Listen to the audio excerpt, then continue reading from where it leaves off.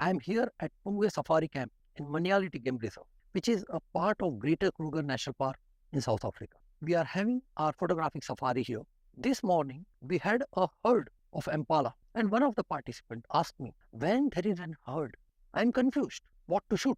So I have an answer. So there are three letters, P-I-A, or you can say pi. Remember this pi. P stands for portrait.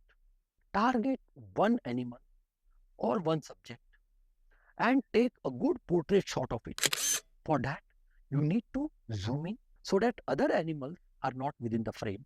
At the same time, you must keep in mind that you must establish an eye contact. Shoot portrait only when the subject is looking at you, when the animal is looking at you. Also, it is pertinent to have an eye level or a low level shot, which gives you a greater connection with the animal. Number two is interactive shot. Whenever there is a herd, whenever there is a group, especially if there are babies, there will be some amount of interaction. Either they are playing, they are fighting, they are kissing each other, they are cuddling each other, or they are licking each other. First, observe what is happening.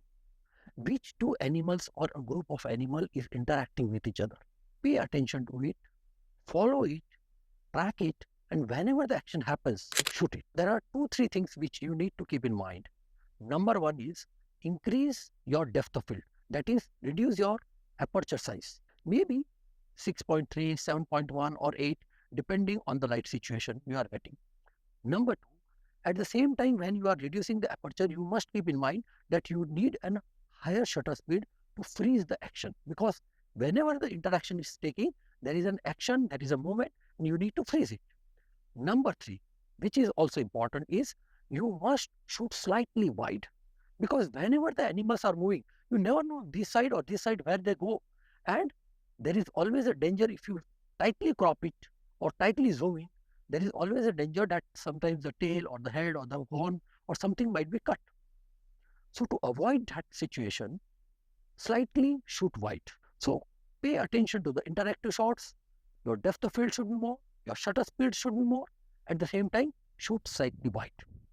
So that was P for portrait, I for interactive shots, and the third is E for environmental shots.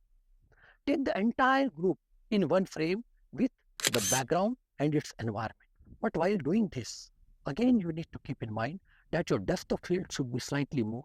That means the aperture is less. You may have a slightly lower shutter speed because sometimes some animals might be moving and you get a motion blur. In fact, it will look slightly better. So you can have a slightly low shutter speed for an environmental shot, higher more depth of field, plus you need to see the frame. You must never cut the animal on the right side, left side, top or bottom. Neither the leg should be cut, nor the horns should be cut, this side or that side. Nothing should be cut. The boundaries should be clear. So always develop an habit. Whenever you are looking through the viewfinder, follow these 3 steps. Number one, read the numbers which are beneath, which is invariably the aperture, shutter, ISO and your exposure compensation. Go through it, read that, have a glimpse of it. Then look at the borders.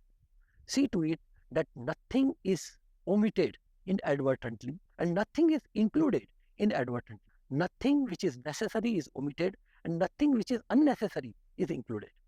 See to it that your frames are clear.